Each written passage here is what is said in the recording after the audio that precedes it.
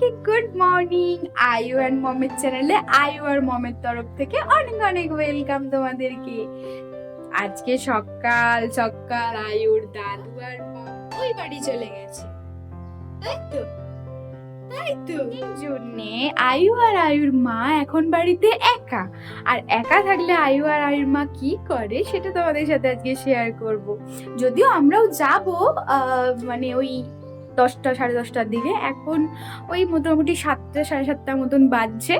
অনেক তাড়াতাড়ি উঠেছি, প্রায় 6টার দিকে উঠেছি। আবার আয়ু তো 5টা থেকে উঠে যায়। আর আয়ুর সকালের রুটিনটা আজকে তোমাদের সাথে শেয়ার করি। সকালবেলা উঠেই ও ব্রেস্টফিড করেছে এবং ও 6 মান্থ প্লাস এখন চলছে।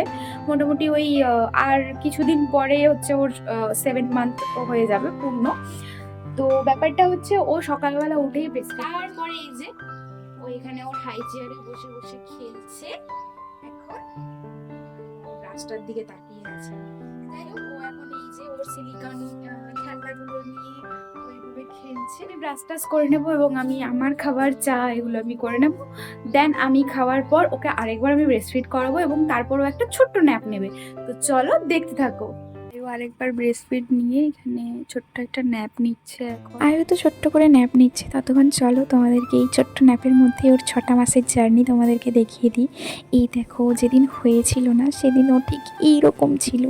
আমি বিশ্বাসই করতে পারছিলাম না যে আমি মা হয়ে গেছি আর আমার একটা ছোট্ট পুচকু বেবিও আছে। আমি সত্যিই বিশ্বাস করতে পারছিলাম না। প্রথম কোলে নেওয়া, প্রথম ছোট ছোট হাতগুলো ছুঁয়ে দেখা, প্রথম ওকে বাড়িতে আনা, ওকে ঘুম পাড়ানো, ওকে খাওয়ানো, ওর কেয়ার করা, ওর সমস্ত কাজ করা, এগুলো সব কিছুই আমার কাছে স্বপ্নের মতো। এখনও অবধি আমি সেই স্বপ্নের ঘোর কাটিয়ে উঠতে পারিনি, আর আমি কাটিয়ে উঠতে চাইও না। কারণ এই স্বপ্নের ঘোরটা না খুব মিষ্টি। যারা মা হয়েছো বা মা হতে চলেছো তারা এই ফিলটা অবশ্যই পাবে যে একটা প্রাণ তোমার মধ্যে বেড়ে উঠলো, আবার সে তোমার কোলে এসে তোমার বুকে মাথা রেখে শুয়ে থাকে, ঘুমোয়, খেলে, হাসে, তোমার সাথে কথা বলে, আস্তে ধীরে তোমার হাত ধরে বড় হচ্ছে।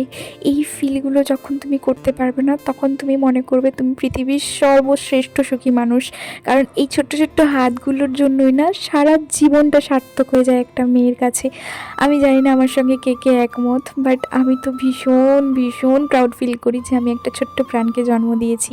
এই দেখো, দেখতে দেখতে 3টে মাস কমপ্লিট হয়ে গেল এবং এটা আমি ওর যেদিন পুজো দিয়েছিলাম সেদিনের ভিডিও। আয়ুকে যখন আমি কনসিভ করি তখন আমার কোনো রকম আইডিয়া ছিল না যে আমি কনসিভ করতে পারি, এবং আমি কনসিভ করেছি।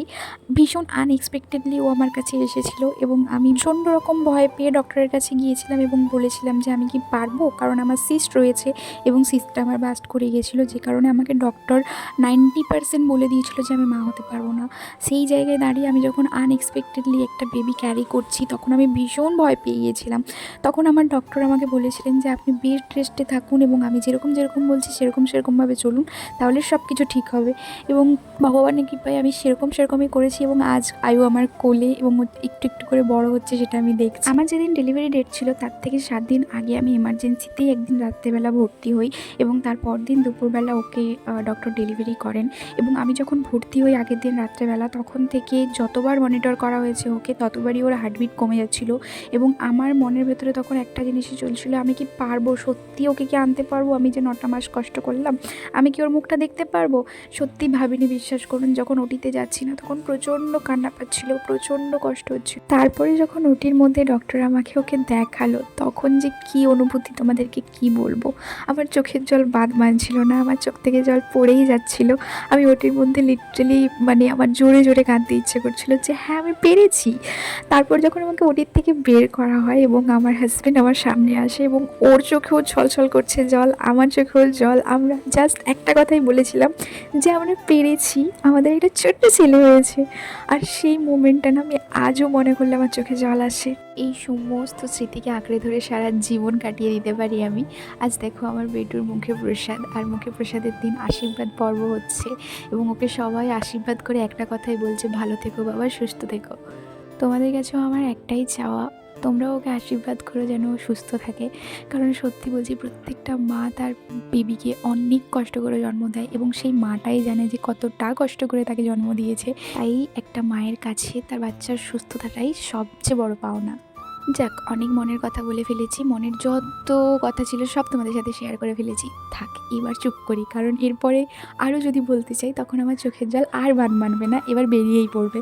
তো চলো এখন দেখে নাও, আয়ুর ফটোশ্যুট হচ্ছে এবং ও সেই দিন কী কী অ্যাক্টিভিটি করেছে সেগুলো জানতে হলে অবশ্যই কমেন্ট করে জানিও। আর এই দেখো, আয়ুর কিন্তু নতুন ঘুমের স্টাইল হয়েছে, হ্যাঁ এই যে দেখো এইভাবে ও ঘুমোয়। আর ওর কিন্তু একটা কুচুন কুচুন দাঁতও বেরিয়েছে। ও কিন্তু এখন সলিড খায় ব্রেস্ট ফিডিং ছেড়ে না, ব্রেস্ট ফিডও করে, সঙ্গে ও হচ্ছে সলিড খাবারও খাচ্ছে। ওর ডেলি রুটিন বা ওর সমস্ত কিছু সম্পর্কে যদি কারোর কোনো কোয়ারি থেকে থাকে, আমি আমার নিজের অভিজ্ঞতা থেকে তোমাদেরকে অবশ্যই শেয়ার করব। এবং আমার এই চ্যানেলের উদ্দেশ্যটাই এটা, যে যারা নতুন মম রয়েছো, যারা নতুন মা হতে চলেছো বা নতুন হয়েছো, তাদের যেন একটু হলেও হেল্প হয়, সেই কারণেই আমার এই চ্যানেলটা খোলা এবং আয়ুকে নিয়ে আমার এই ভিডিওগুলো। তো চলো দেখতে থাকো।